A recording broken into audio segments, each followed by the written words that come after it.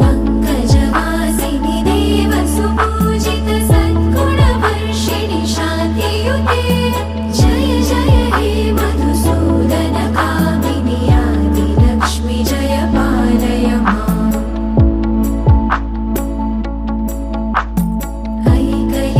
ऐकलिकल्मषनाशिनि कामिनि वैदिकरूपिणि वेदमये क्षीरसमुद्भव मङ्गलरूपिणि मन्त्रनिवासिनि मन्त्रनुते मङ्गलदायिनि अम्बुजवासिनि देवगणाश्रितपादयुते